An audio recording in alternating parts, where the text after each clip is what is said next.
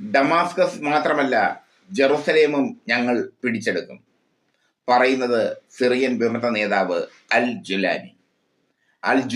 ജുലാനിയുടെ വാക്കുകൾ ഇസ്രായേലിന് വലിയ തിരിച്ചടിയാണ്. സിറിയൻ വിമതർ സിറിയയിൽ അധികാരം പിടിച്ചെടുത്തതോടെ ഇസ്രായേലും അമേരിക്കയും സന്തോഷത്തിലായി. തങ്ങളുടെ ചൊൽപ്പടിക്ക് അവർ നിൽക്കുമെന്ന് ഇസ്രായേലും അമേരിക്കയും തെറ്റിദ്ധരിച്ചു. എന്നാൽ തങ്ങൾക്ക് വ്യക്തിത്വമുണ്ടെന്ന് സിറിയൻ വിമതർ തെളിയിച്ചു. സിറിയൻ വിമതർ അധികാരം പിടിച്ചെടുത്താലുടൻ റഷ്യയിലെ സൈനിക താവളങ്ങൾ ഒഴിപ്പിക്കും എന്നാണ് അമേരിക്കയും ഇസ്രായേലും കരുതിയത്. പക്ഷേ ഒരൊറ്റ സൈനിക താവളവും ഒഴിപ്പിച്ചില്ല. റഷ്യയുമായി ദീർഘകാല സൗഹൃദത്തിന് ആഗ്രഹിക്കുന്നതായി അൽ ജുലാനി പറയുകയും ചെയ്തു. സിറിയയിൽ ഇസ്രായേൽ നടത്തിയ ആക്രമണങ്ങൾ വിമതരെ പ്രകോപിപ്പിച്ചിട്ടുണ്ട്.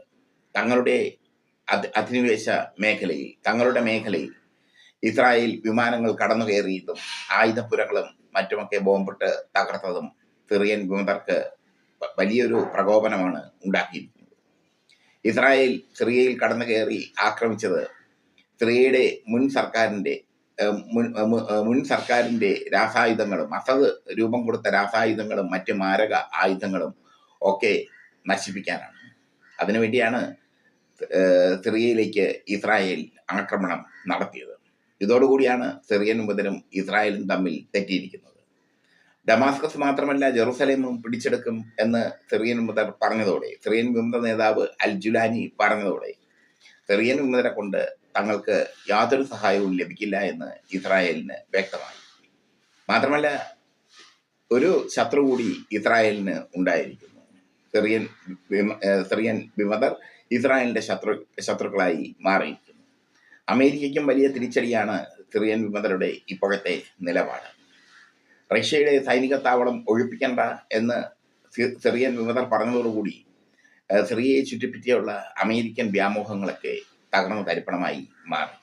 ഇറാനുമായും സഹകരിച്ച് പ്രവർത്തിക്കുമെന്ന് സിറിയൻ വിമത നേതാവ് അൽ ജുലാനി പറഞ്ഞതോടുകൂടി ഇറാനും സിറിയയും തമ്മിലുള്ള ബന്ധം ദൃഢമാകുന്നു അല്ലെങ്കിൽ ശക്തമാകുന്നു എന്ന റിപ്പോർട്ടും പുറത്തുവരുന്നു.